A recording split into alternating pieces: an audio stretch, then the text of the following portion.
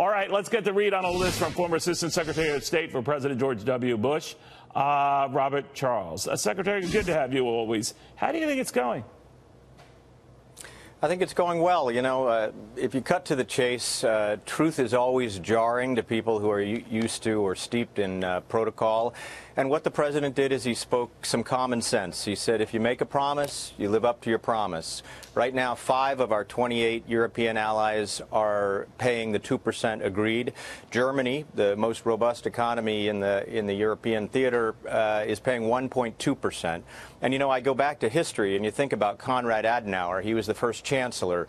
He absolutely insisted there be equal payment, equal engagement by Europe to America. He did not want America carrying the bucket. In fact, he always said, one of his famous quotes was, "We live under one sky, but we have a different horizon." In other words, they're always looking at what Russia should be looking at what Russia is doing. And, you know, the president made one other point. He talked about energy dependence. And you think about what will strengthen the European alliance, what will strengthen the NATO alliance. What would strengthen it is to be not dependent for 60 or 70% of their oil, which Germany is, on Russia. Why not buy American LNG? Why not buy from NATO countries? And what kind of a signal does it send to Russia that they could turn out the lights tomorrow on Europe? That's a choice they've made in energy dependence. But, Secretary, so I think what Trump was saying, with all respect, I could turn that around here. What signal does it send when our American president practically begs the Russians to increase production on oil to help us? I mean, offensive is offensive.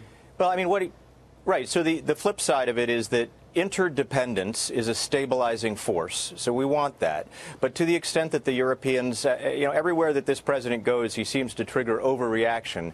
You know, the notion that we're going to pull out of NATO. We're not going to pull out of NATO. All right. This is a discussion among friends about living up. What do you think his threat is, sir, when he talks about, you know, all of them ponying up? And I thought they all had an agreement by 2025 to reach this 2% target, but there could have been breaks in the deal for all I know, so I'll defer to you. But what signal does that send? Well, the answer is that this president has very explicitly linked, both here and in China and around the world, he has linked trade with security. And we've got some tariff issues pending and some other issues pending. This is not about pulling troops out or ending NATO.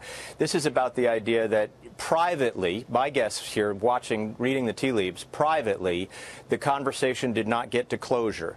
And so the president took that conversation public in order to essentially say, listen, we've all got to pony up, we got to pay up, and we got to live up to our promises, and we haven't done that. So among friends, listen, we're carrying between 3.5 and 4.2% of our GDP, the largest GDP contribution to NATO, and yet it isn't Romania or Montenegro or even Germany that's going to come to our defense if an ICBM hits. We're here to help them hold it all together, and we're just asking, if we're all going to pull on one sled, please do your pulling too.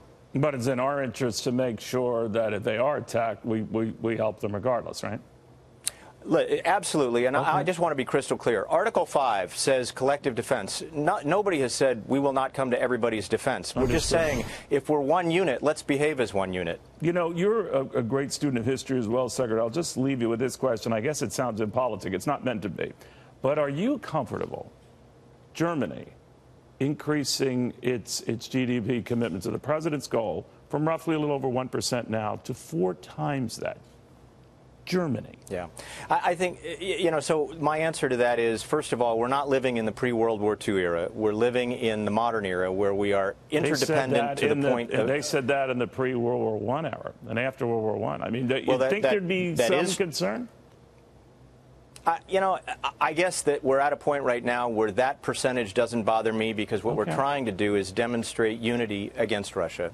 Thank you very much, Secretary. I do appreciate it. Always.